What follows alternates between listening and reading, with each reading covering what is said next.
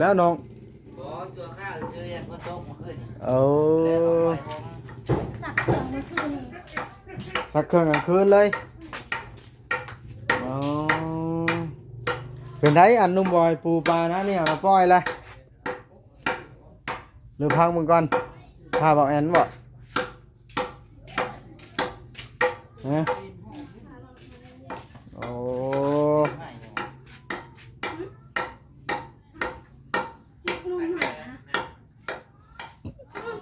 จุกนมมาเจ้ากะ มันกินได้บ่ล่ะนมอ่ะกินเป็นแหละอืม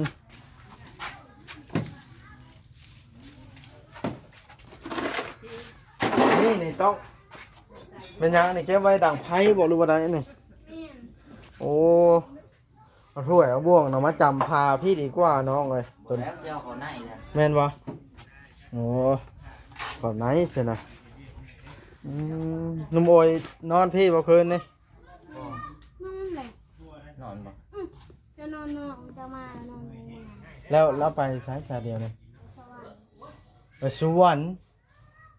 เอาเลยเป็นไปเฮ็ดบัตรสปอร์ตวะเอ้าฝันว่ามืดฝนสิตก ถอดแว่นแล้วเอาเลยคือพันแบบนั้นนะ น้องเต้เรามาไหม เอาพันว่าอ้ายมาตาย นุ่มโอยนี่เอาเลยเอาเลย กันแบบเดียวนี่บ่ย่างเดียวนี่บ่ เอานั่งเล่ากันน้อยหนึ่งเล่าแต่ต้นเล่า เข้ากัน กินเหล้าแล้วเป็นยัง เอาเล่าซะนะ เข้ากัน นึ่งนะแม่ซะมันผ่านบุรีบันไดได้อันนี้ บอกคำนี้ก่อน อย่าลืมกดติดตามเพื่อเป็นกำลังใจให้ผมด้วยนะครับ ทุกคนขอบคุณมากๆครับพี่น้องเอ้ยเสียงเปิดภาพขึ้นมานี่ก็มาเก็บงานสร้างมาเฮ็ดคันใดเอาสบายดีเด้อวัดสุคนเด้อ เจ้าสบายดี ก็มาฮอดพี่น้องเอ้ยเข้าไปเบิ่งงานกันอ๋อทอสร้างก็สิเฮ็ดหมดนี่บ่เอาเลยเฮ็ดจักคันนี่เอา แต่ก็มียังจะเล่าให้ฟังเอาลองลงเล่าฮะ เรื่องนี้แหละ เอามีหลายเรื่องกันดี บ่ข่อยบ่มีเรื่องนะ เอาเบาดีว่าทางก็มีเนี่ยจะเปิดเป็นคนดี มี ฮะ ต้องไปถามลุงคำดีกัน มาได้เช่าเลยเช่าเลย สบายดีลุงคำดี สบายดี เป็นไดมาแต่เช้าพอเช้านี่ โอ้ยยันบ่แล้ว เอาเลย ยันบ่แล้วได้ คือว่าด้านบ่แล้วแท้นี่ก็จะฮ้อนแห้งแท้นี่ เรือบ่ เจ้าคือบ่เข้าพันอยู่ผมลุงคือบ่เข้าพันอยู่ผมอันนี้ เอาอยู่เรา จะแล้วแล้ว ปลาแก้วได้ซะเบิ่งปลาแก้วกันเอาสบายดีปลาแก้ว สบายสบาย เอาเลย หักมาช่วยเข้าแล้ว เป็นไดข่อยได้อันข่อยได้อัน ได้หยัง แจ้งข่าวไล่ลุงคำดีแล้วได้วานนี่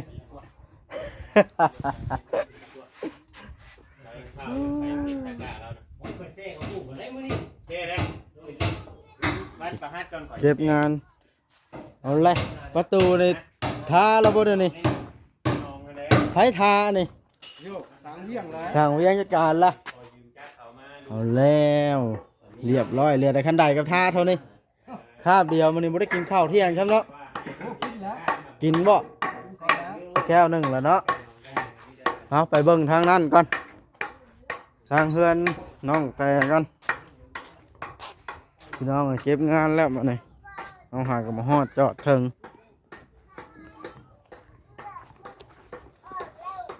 สบายดีเด็กๆเอาแล้วหาให้น้ำใช้แต่รถไถบ้านมันก็ติดบ่ได้แหละแม่ไปทางใดมื้อนี้โอ้เฮ็ดหยังเอ้ยเทื่อมพักผ่อนบ่เอาแล้วสบายดีเด้อพาลูกกินข้าวกับหยังมื้อนี้ ผู้หากมาแต่ชโน เจ้าไปซิโน โดย เอาเลยขี่รถไผไปบ้านนะ ขี่รถจักรของสาวงามพาเพิ่นไปหาหมอ โอ้ไปเป็นหมู่เพิ่นเชื่อ โดย อืม เอาเลยเด็กน้อยคือเว้าแนวนี้ ใส่แว่นแล้วเด็กน้อยย่องพี่น้อยรู้สึกเขินเด็กน้อยแท้นี่ ไปเป็นหมู่เพิ่นซื่อๆเนาะไปซิโนก็ได้อืมนั่นแหละพี่น้องเด็กน้อยเพิ่นก็ได้อดเอาเฮือนปลาแก้วแล้วก็ได้รับข่าวดีแล้วเจ้าก็ได้ได้เจ้าน้ำเจ้าในแล้ว ลูกกกไปทั้งใด ไปไทยหน้าสวยประมาณ โอ้ว่าหมกกีน้อยเขาก็บิดคอมเมนต์แท้แบบนั้นอันนี้ หาลิ้นล้นใหม่ มันยังอันนี้เสื้อตัวนี้ว่าเอามาเมื่อนั้นนะแม่นบ่คือเก่าไว้แท้จ้ะ หนุ่ม นุ่งเด็กน้อยเหรอเนาะหมกกี้ก็ใช่อันนั้นแหละหรือว่าแม่นตัวนี้โอ้พอดีบาทนี่เนาะเบิ่งไป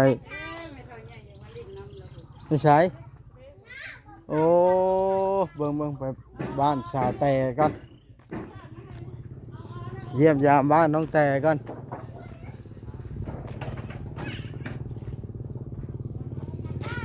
โอ้ก้นก็กล้วยทิ่มเปื้อท่านี่น้องแต่ไอ้บอกว่าจะ แล้วบาดนี้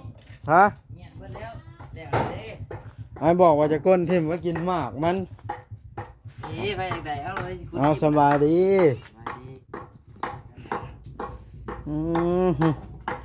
เห็นไหมมาในพากันกินข้าวกินน้ำกับยังฮะยังโมโหอยู่ เอาบ่มีแนวสิกิน เอาเลยจ้ะพี่น้องเลยน้องแต่เฮ็ดหยังน้องกระแตเจ้านะชิ้นหนึ่งข้าวโอ้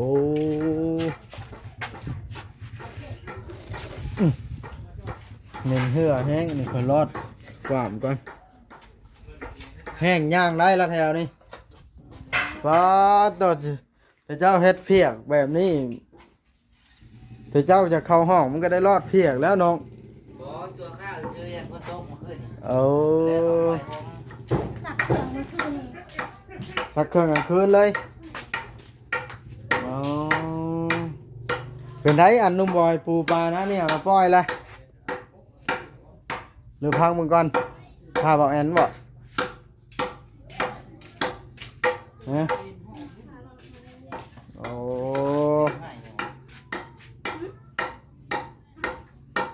นุ่มหา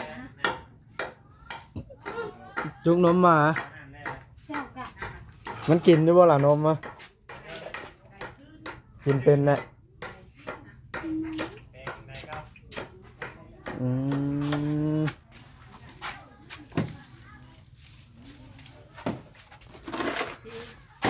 นี่ต้องเป็นยังนี่เก็บไว้ดังไพ่บอกหรือว่าไดนี่ แม่น โอ้เอาถ้วยเอาบ่วงเนาะมาจำพาพี่ดีกว่าน้องเลยตัวนี้ แล้วเจ้าเขาไหนนะ แม่นบ่โอ้ขอบไหนสินะนุ่มโอยนอนพี่บ่คืนนี่ บ่ นอนเลย นอนบ่ จะนอนจะมานอนเลย แล้วเราไปสายสายเดียวเลย สว่าง ไปสวรรค์เอาเลยเป็นไปเฮ็ดบัตรสปอร์ตวะเอ้าฝันว่ามืดฝนสิตก ถอดแว่นแล้วอย่ามืดเฉพาะเล็กน้อยจังย่องรอเท่ฮ้อนเนาะว้ายเห็นอะไรบาดเนี่ยเริ่มเบาบางแล้วผู้คนก็บาดเนี่ยแล้วเวียเคลื่อนปลาแก้วนี่เฮงเต็กเนี่ยเริ่มสิอันบัวค่อยมีไผ่มาได้บาดเนี่ย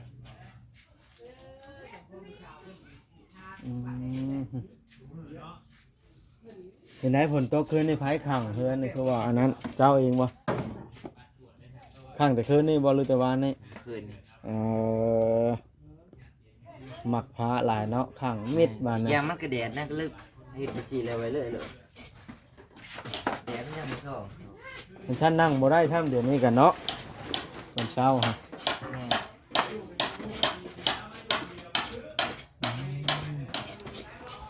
ตัวใหญ่ก็เอาไม้แต่ข้างนั้นคือกันว่ามานี่ฮะตัวน้อยก็ข้างนั้น แม่ เอา ครบเกิบแล้วได้หันใหญ่จังหน่อยแห้งมากกับเกิบเลย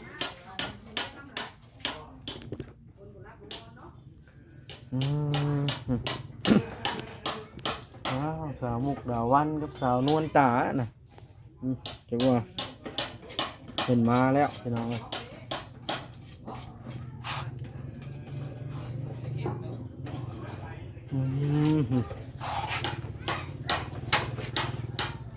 ลงน้องกับแต่หนังไพ่ก็พี่น้องเลย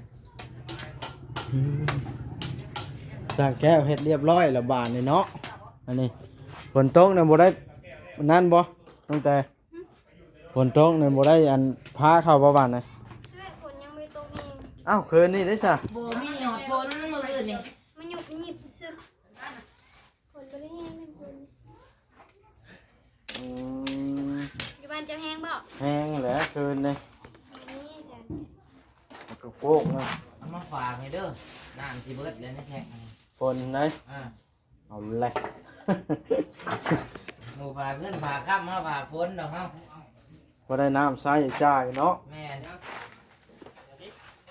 เออโถ่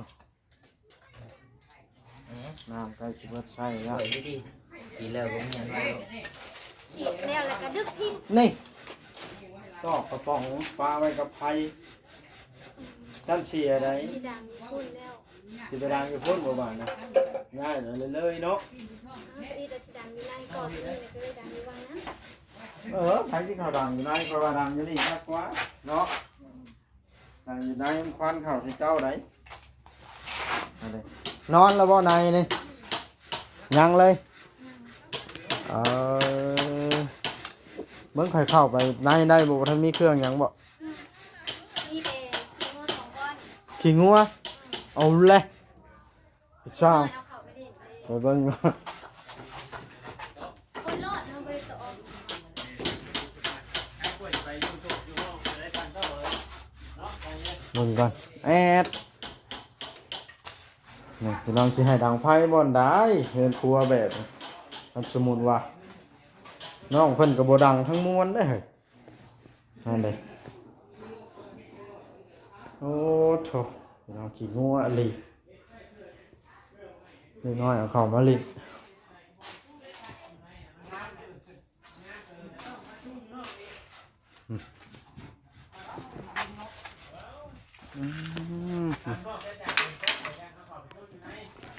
ทิ้งบ่ใส่เสื้อด้วนทิ้ง ไปเจอร่วนพี่บอกเลย ใส่เสื้อ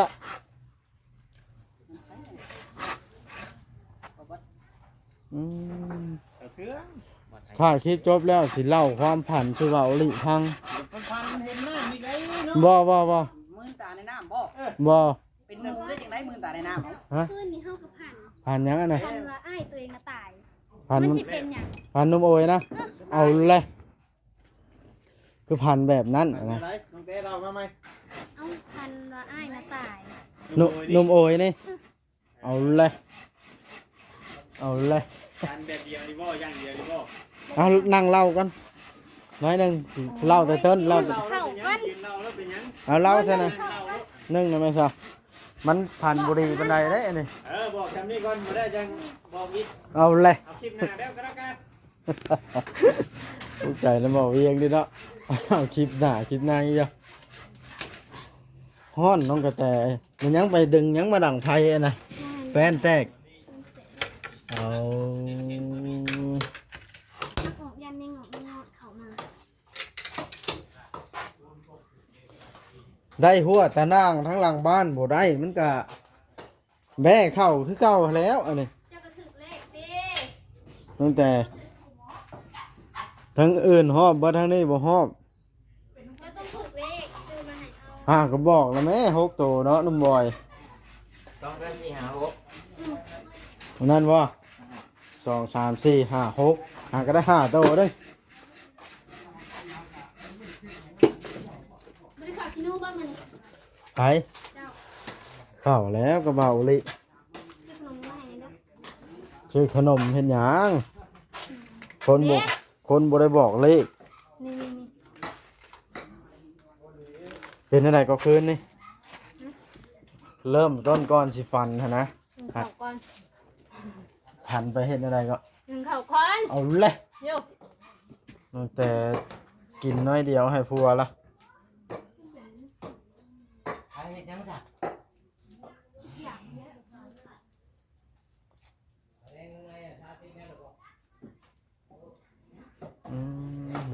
พี่น้องไป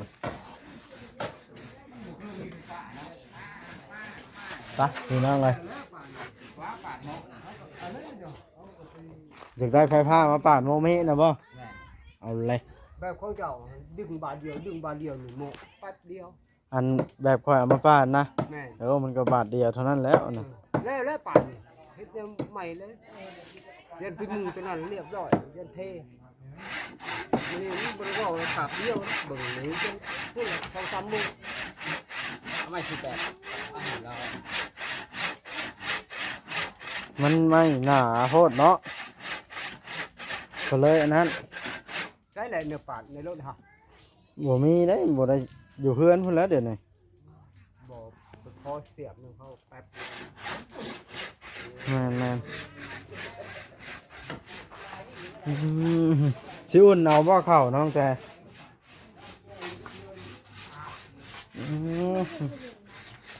ร้อนมาก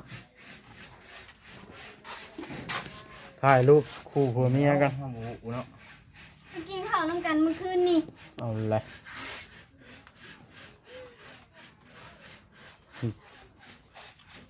มาเบิ่งสร้างเฮ็ดเฮือนกัน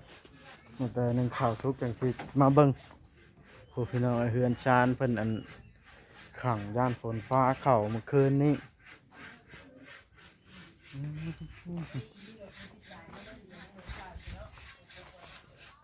วายภาพมาอ้าวหลายคนแถวบ้านเนี่ยวายภาพมาวันนี้สบายดีเด้อ สบายดี ตะฮ้อนแท้นี่2 คนบ่มานี่มา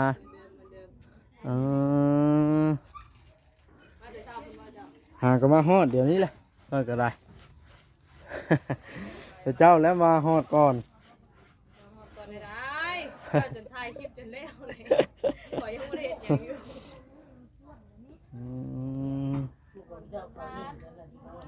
เอาขอไปถ่ายรถคอยถ่ายแล้วเราคอยจิไปเบิ่งสร้างเฮ็ดนั้นกันเอาพี่น้องไปไปเบิ่งทั้งสร้างโต๊ะมานี่เก็บงานเรียบร้อยได้มาเนี่ยพี่น้องเลย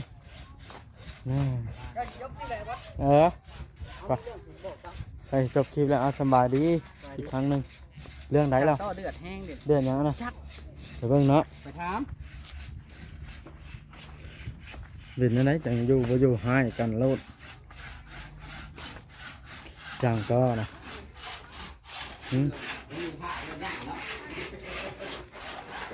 เป็นอะไรอยู่บ่อยู่คือว่าให้กันสั่งโต๊ะอ้าวได้ยินบ่รีบเอา เฮียไปหาไหน ฮะ คนถามว่าเห็นแล้วเด้อไอ้ต้อว่ะคอยว่าด้วยว่าให้ เอาเลยสำนั้นก็ว่าให้ แม่ เอาแล้ว แหมคุณว่ากูโอเคกระดังแท้คุณว่านะโลกว่ากันเนาะ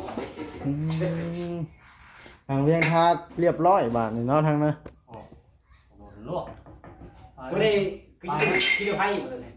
แม่น ป่านนั้นพ่อน้องแพทย์ก็เดี๋ยวพ่อน้องแพทย์หักปักมูลเองประตูเป็นแค่ลุงนี่หักปักมูลเนาะ ลุงเวียงที่ ดา เก่าว เลี้ยงนี่จัดการเอง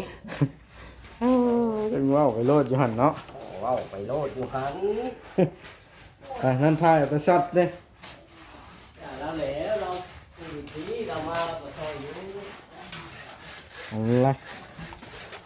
ตัวนี้ก็ทาเรียบร้อย อันนี้ก็ได้เป็นอันไหนก็ทาเรียบร้อยทุกอันแล้วมาพับตาวทำได้หั่นยอมได้ข่อยก็ได้เฮ็ดอย่างนึงบ่ทันเรียบร้อยละเนาะงามบ่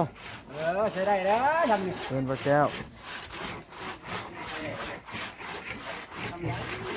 บ่คมจักดิไม่กันเนาะ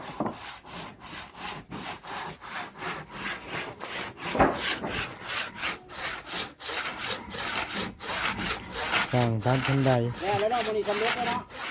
ครับว่าแล้วว่ามื้อนี้สำเร็จ ว่าอยู่เนาะ จังว่า เ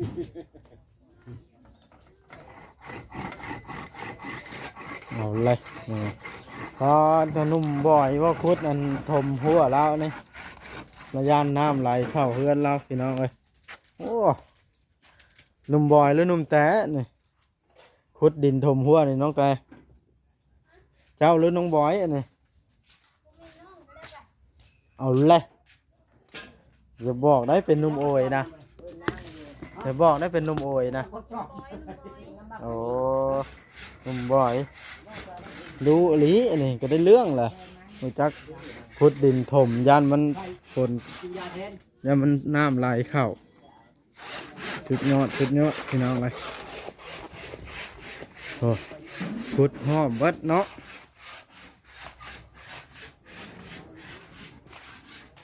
นี่เอาบาทในคลิปนี้นะพี่น้องจะได้จบคลิปลงสักก่อนแล้วก็มาฮอดบาบอสก็ได้ขึ้นมาเทิงก่อนเย็นห้วยบานเทือนปลาแก้วก็ได้